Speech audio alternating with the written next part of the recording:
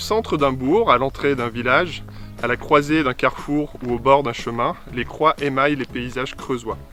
Fruit d'un savoir-faire local, elles traduisent également la piété populaire et sont les témoins de coutumes villageoises depuis plusieurs siècles. Nous allons aujourd'hui en découvrir plusieurs dans le sud du département, à commencer par celle de Villemonnet sur la commune de Jansiou. Située devant la chapelle Saint-Antoine, qui fut construite en 1715 à la demande d'Antoine Jagot de la Rivière, un bourgeois de Villemonnet. Cette croix de chemin est datée du XVIe siècle et mesure 2,40 m de hauteur.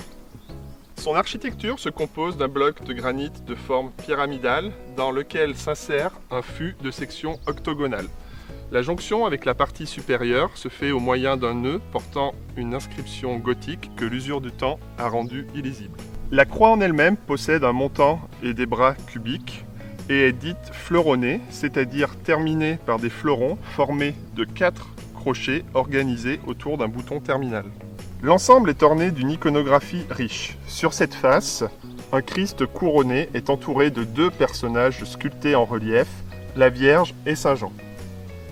La face nord accueille une représentation de la Vierge, elle aussi entourée de 2 personnages, 2 saintes femmes joignant leurs mains. Cette croix est inscrite monument historique depuis février 1961.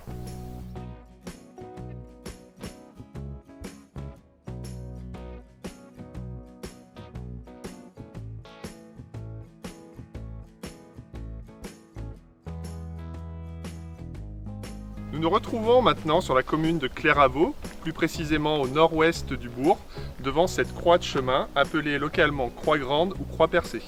Datée de la fin du XIIe, début XIIIe siècle, elle mesure 2,60 m de hauteur. Elle est de type discoïdale, en forme de cercle, un type de croix répandu dans le Languedoc et les Pyrénées, mais rare dans notre région. Au sommet de son fût monolithe de section octogonale, vous observez une croix pâtée inscrite dans un disque évidé. Le terme pâté se rapporte à la forme des bras qui sont étroits dans la partie centrale et qui s'élargissent vers la périphérie. Une deuxième croix de ce type est inscrite à la base du fût dans un cercle. Le croisillon est dit biface, c'est-à-dire sculpté sur ses 2 faces. Ici, l'une porte la sculpture d'un Christ bras levés et pieds croisés, et sur l'autre face, une Vierge mutilée. Elle est classée monument historique depuis décembre 1920.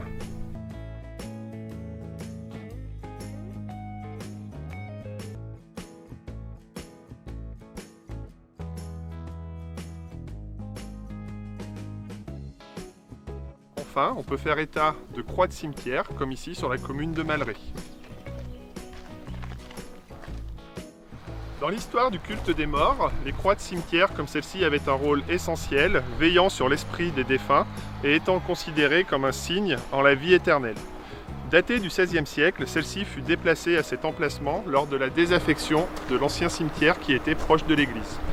Comme vous pouvez le voir, un soubassement à 3 marches sert de support à un socle de section carré sur lequel s'insère un fût octogonal.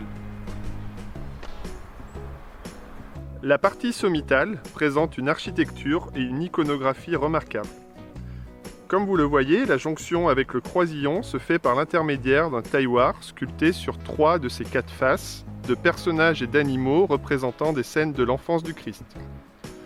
Au-dessus de cette base historiée se trouve une croix en raquette fleur-de-lysée, c'est-à-dire se terminant par une représentation de fleur de lys. La raquette est obtenue par un quadrilobe unissant les bras de la croix. Elle est sculptée sur une de ses faces d'un Christ en croix et sur le revers d'une Vierge à l'enfant. Tout comme les croix de Jansiou et de Clairavaux, la croix du cimetière de Malray a été classée au titre des monuments historiques en juin 1965.